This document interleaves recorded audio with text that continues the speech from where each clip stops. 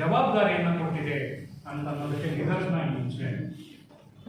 ಇವತ್ತು ಗ್ರಾಮ ಪಂಚಾಯತಿ 3-tier system ಈ ದೇಶದಲ್ಲಿ ಬರಲಿಕ್ಕೆ ರಾಜ್ಯದಲ್ಲಿ ಫಸ್ಟ್ ಶುರುವಾಯಿತು. ಆಮೇಲೆ SKD ಅವರು ಇದರಲ್ಲಿ ಇದು ಮಾಡಿ 3-tier ಸಿಸ್ಟಮು ಕಾನ್ಸ್ಟಿಟ್ಯೂಷನ್ ಅಮೆಂಡ್ಮೆಂಟ್ ಆಗಿಲ್ಲ ಬರಲಿಕ್ಕೆ ಕಾರಣ ಏನಪ್ಪ ಅಂತಂದರೆ ಹಳ್ಳಿಗಳ ಅಭಿವೃದ್ಧಿ ಹಳ್ಳಿಗಳಿಂದಲೇ ಆಗಬೇಕು, ಹಳ್ಳಿಯನ್ನು ಬಲ್ಲ ಅವರಿಂದ ಆಗಬೇಕು.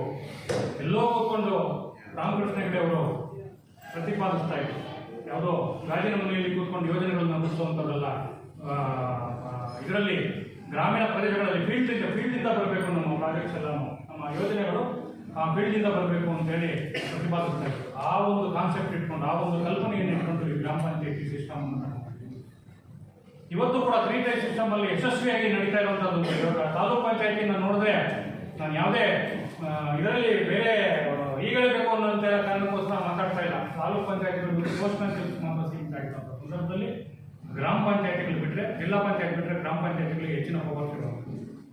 ಅಂದರೆ ಅಷ್ಟು ನಂಬಿಕೆಯಲ್ಲ, ಅಷ್ಟು ವಿಶ್ವಾಸವನ್ನ ಈ ದೇಶದ ಸಂವಿಧಾನ, ಈ ದೇಶ ನಿಮ್ಮ ಮೇಲೆ ಇಟ್ಟಿದೆ.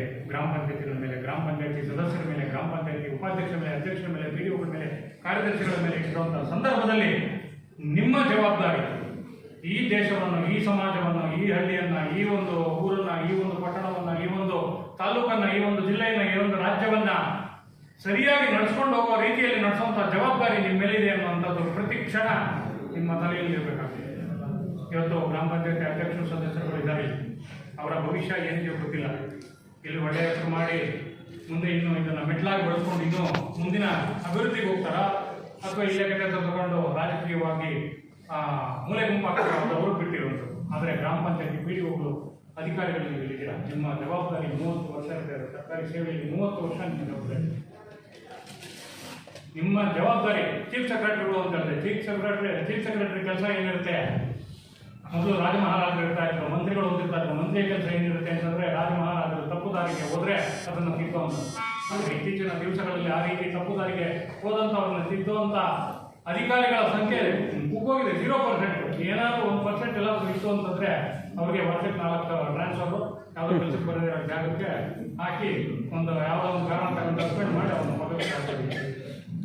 ಇವೆಲ್ಲ PDOಗಳು ಬಹಳ ಎಂತೂಸಿಯಾಸ್ಟಿಕ್ ಆಗಿದ್ರೆ, PDO ಇದು ಬಂದಂಥ ಸಂದರ್ಭದಲ್ಲಿ ಡೈರೆಕ್ಟ್ ಅಪಾಯಿಂಟ್ಮೆಂಟ್ ಆದಂಥ ಸಂದರ್ಭದಲ್ಲಿ ಬಹಳ ಎಂತೂಸಿಯಾಸ್ಟಿಕ್ ಆಗಿದ್ರಿ. ಆದರೆ ವ್ಯವಸ್ಥೆ ನಿಮ್ಮನ್ನು ಕೂಡ ಹಾಡು ಮಾಡ್ತು ಅಂತಂದರೆ ಹೇಳೋದಷ್ಟು ಮಾಡ್ರಿ ಅನ್ನೋ ಸಂಸ್ಕೃತಿಗೆ ನಿಮ್ಮನ್ನು ಹೋಗಿಸ್ತು.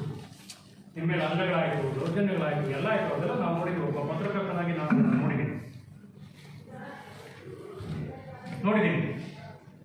ಆ ಥರದಲ್ಲಿರುವಂಥ ಸಂದರ್ಭದಲ್ಲಿ ನೀವು ಏನೋ ಇವತ್ತು ಇನ್ನೂ ಒಂದು ನಿರೀಕ್ಷೆ, ಒಂದು ಸ್ವಲ್ಪ ನಿರೀಕ್ಷೆ ಇದೆ ಅಂತಂದರೆ ಗ್ರಾಮ ಪಂಚಾಯತಿ PDOಗಳ ಮೇಲೆ ಇದೆ. ಯಾಕೆಂತಂದರೆ ನಾನು ಕೋಲಾರ ಜಿಲ್ಲೆಯ ಕೋಲಾರ ಚಿಕ್ಕಬಳ್ಳಾಪುರ